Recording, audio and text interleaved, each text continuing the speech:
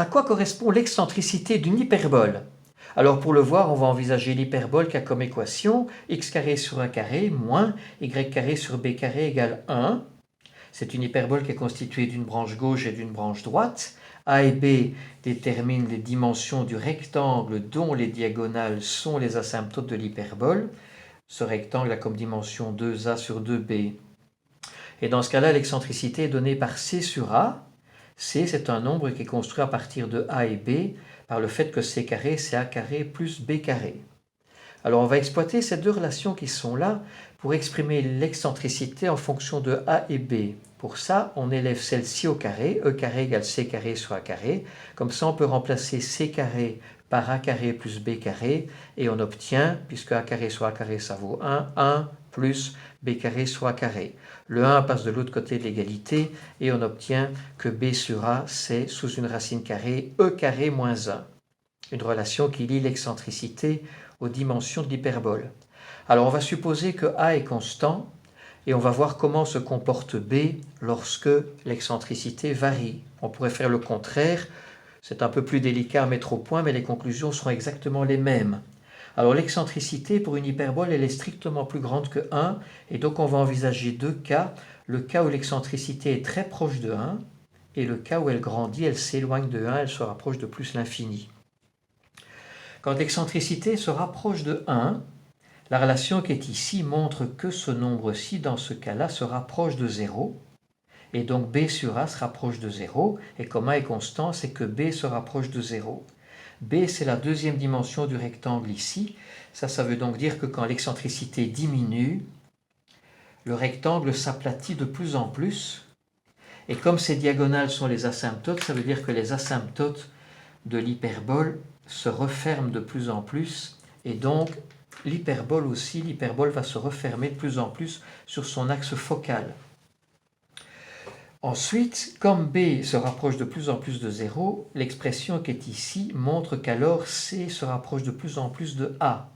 Et comme C détermine la distance entre les deux foyers, la distance entre les deux foyers c'est 2C, la distance 2A est constante, si 2C s'en rapproche, ça veut dire que les deux foyers se rapprochent des deux sommets de l'hyperbole et donc aussi du centre, et ça traduit bien la notion d'excentricité. Plus l'excentricité est petite, moins on est excentré, moins les foyers sont excentrés, moins ils sont loin du centre, plus ils se rapprochent.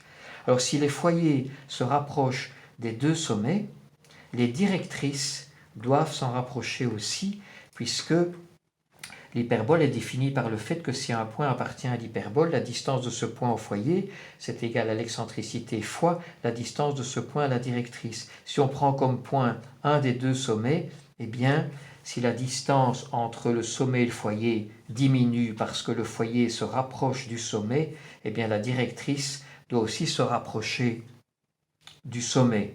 Les deux distances ici augmentent ou diminuent en même temps. On peut le voir aussi sur base de l'équation cartésienne des directrices. L'équation cartésienne, c'est x égale plus ou moins a carré sur c. Si c se rapproche de a, ce nombre-ci se rapproche, a carré sur c se rapproche de plus ou moins a. Et donc les directrices se rapprochent des deux sommets. Voilà ce qui se passe quand l'excentricité diminue. L'hyperbole, les deux branches se referment, les deux foyers se rapprochent des sommets. Quand l'excentricité augmente maintenant, l'expression qui est ici, si l'excentricité grandit, eh bien B sur A va grandir aussi de plus en plus, et comme A est constant, ça veut dire que B grandit de plus en plus.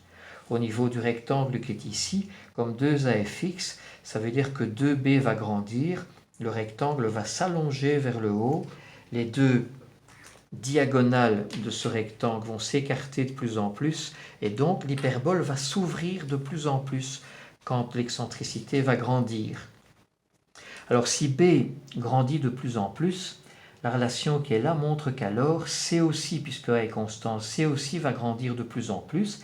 C détermine la distance entre les deux foyers, donc cette distance-là va grandir de plus en plus. Les foyers vont s'éloigner de plus en plus des deux sommets et donc du centre aussi de l'hyperbole. Plus l'excentricité est grande, plus les foyers sont excentrés, loin du centre. Et si les foyers s'éloignent des deux sommets, Les directrices doivent s'en éloigner aussi des deux sommets, hein, et donc se rapprocher du centre de l'hyperbole. Voilà.